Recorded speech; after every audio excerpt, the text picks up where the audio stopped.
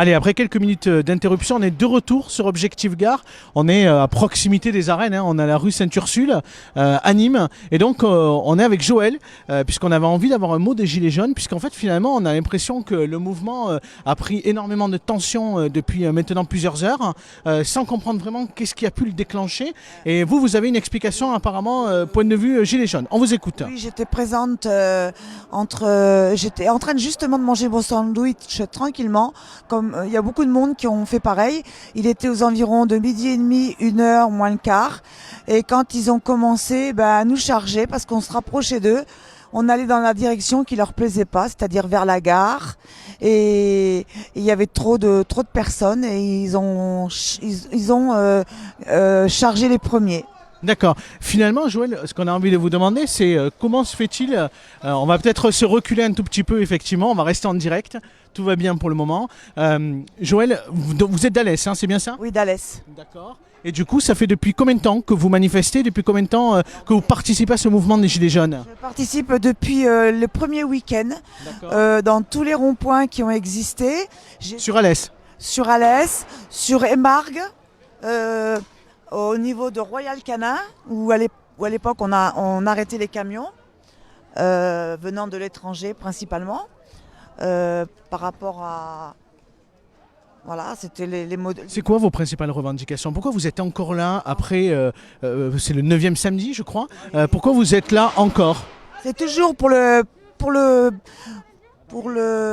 budget qui est beaucoup trop bas. Vous faites quoi dans la vie? Moi, je suis en pré-retraite et je ne touche rien puisqu'il faut certaines conditions. Et nous avons 900 € avec mon mari qui a un accident de travail. Et nous touchons 32 €. J'ai fait le calcul. D'ailleurs, Monsieur le Président l'aura parce que je vais lui faire une belle lettre en bonne et due forme comme ça doit se faire. Et je lui annoncerai mes vœux pour 2019 et je vais lui montrer ce que l'on doit, ce qu'un ménage modeste doit dépenser pour vivre correctement. J'ai préparé mon tableau de chiffres et ça sera accompagné d'une lettre et envoyé en recommandé. D'accord. Que je peux l'envoyer gratuitement. Est-ce que, juste pour terminer, voir un samedi comme ça dans les rues de Nîmes, où il y a autant de tensions, de violence, vous n'êtes pas inquiète, y compris pour votre propre sécurité? Je reste très maître de moi-même.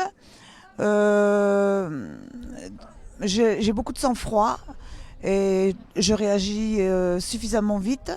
J'ai été gazée 2 fois, on m'a expliqué les gestes à faire de premier secours.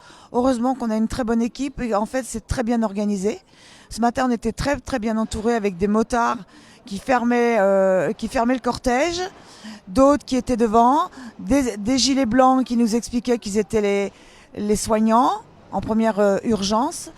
Et moi, pour la première journée entière, au départ, j'ai dit mais c'est mou, c'est bon enfant, c'est bon enfant, c'est bon enfant. Et puis on a senti qu'on était encerclés par les CRS, la gendarmerie, donc l'armée. Voilà. Merci beaucoup. Merci Joël. Merci de votre intervention. Allez, on reste sur Objectif Gare quelques minutes. Vous l'avez vu, hein, on était avec Joël. On voit qu'effectivement les hélicoptères, un hélicoptère du coup est en train de superviser ce qui est en train de se dérouler à l'heure actuelle, hein, entre le parvis des arènes et la rue Cité-Foulques. Nous, on vous le rappelle, on est dans une petite rue à côté des arènes de Nîmes. Et on a interrogé du coup Joël, qui fait partie des Gilets jaunes depuis le début, qui a tenu des ronds-points, qui est d'Alès et qui nous expliquait un petit peu à la fois quelles étaient ses principales revendications, mais aussi un peu la situation côté Gilets jaunes, entre ce mouvement qui ce matin était plutôt calme et là cet après-midi qui a pris une ampleur, on va dire, plus négative avec ces affrontements qu'on observe entre les CRS et les Gilets jaunes. Restez connectés sur Objectif Gare, on est toujours en direct, on est là au centre-ville, au cœur de la ville de Nîmes et on vous fait vivre cet après-midi vraiment pas comme les autres. A tout de suite.